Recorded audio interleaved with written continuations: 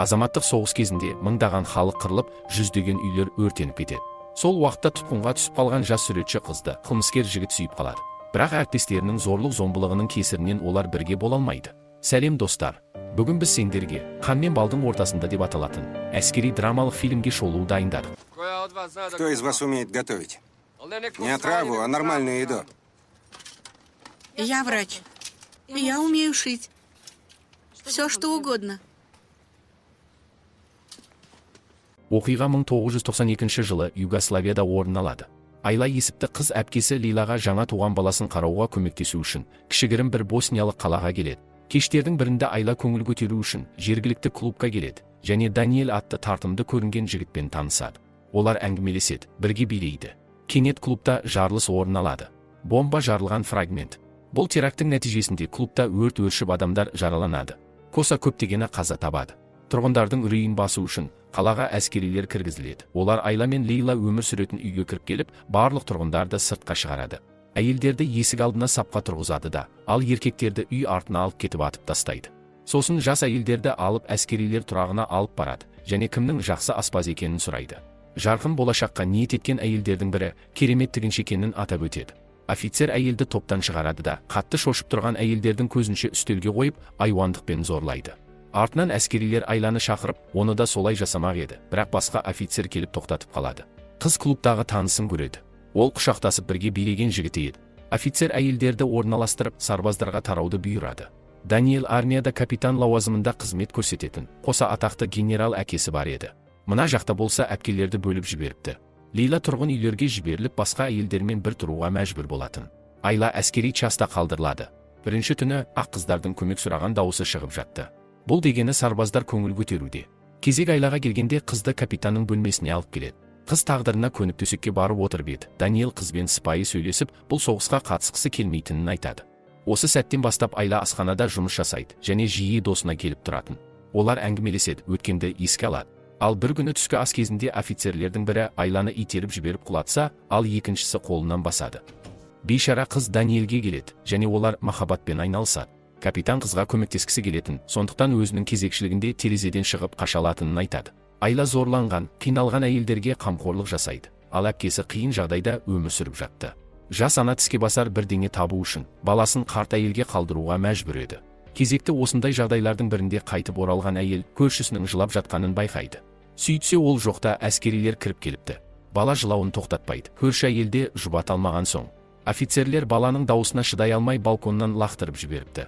Әйел төмен түсіп баласының денесін алады. Содан кейін әскерлер барлық босниялықтарды үйлерінен қуып шығады. Бұл уақытта Айла қашуға жүрексініп жүрді.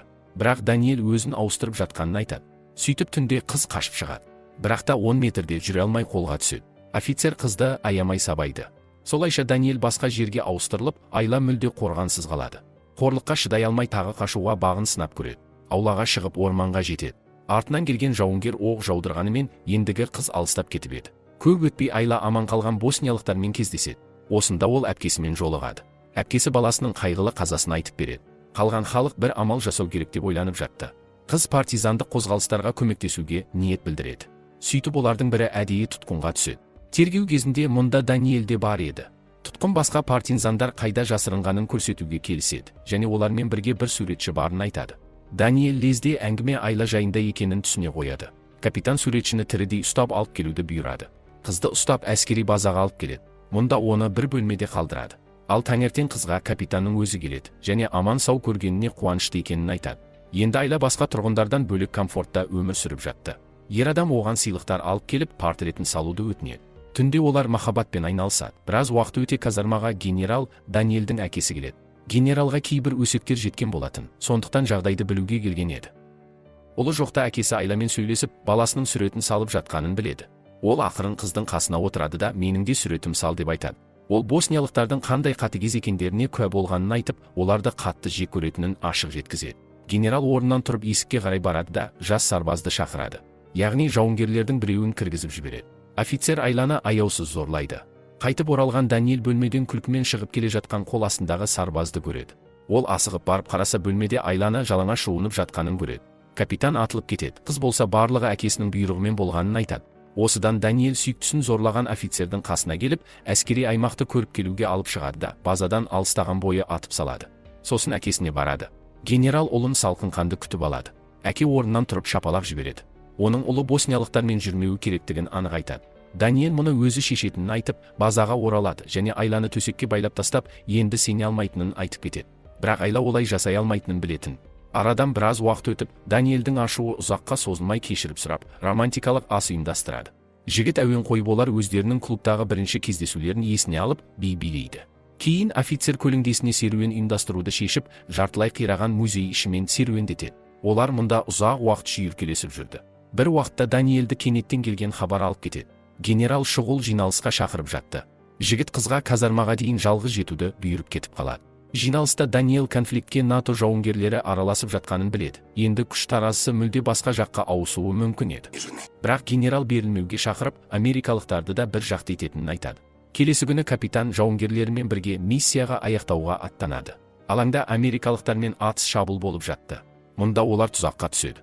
Жерден партизандар оқ жаудырса, жоғарыдан НАТО ұшақтары атқылап жатты. Даниэль өз сарбаздарын алып церковь ішіне қашып кіреді. Ол жетпегендей церковьқа бомба қойған екен. Ол жарылып, Даниэль көптеген достарынан айырылады. Бақытына орай жігіт сыртқа шығып үлгерген еді. Дәл сол сәтте ол Айланың әпкесін көріп қалады. Дәл сол әпкесі церковьқа бомба қойған болатын. Бұны жігіт бірден түсінеді. Осыдан Даниэль ашуланып казармаға оралады және Айлаға бас салады. Сатқындықта айыптап бірнеше рет соққыға жығады. Капитан әпкесін церковь жанынан көргенін айтады. Қыз не деп жауап берерін білмей барлығын мойындайды. Қысқасы олар жігіттің көзін құрпақ болған екен. Бұл сөздерден көзі қанға толған Даниэль қыздың басына оқ атып өлтіреді. Сосын абдыраған күйі көшеге шығып, Америка сарбаздарына қарай жол тартады. Ол блокқа қарай жақындағанда жауынгерлер тізе бүгуді талап етеді.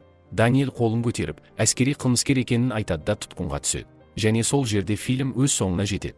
Достар, бұл оқиға 1990-95 жылдар Боснияда болып өткен болып, азаматтық соғыс салдарынан 5000-дан астам қыз-келіншектер зорлық-зомбылықтан зардап шеккен екен.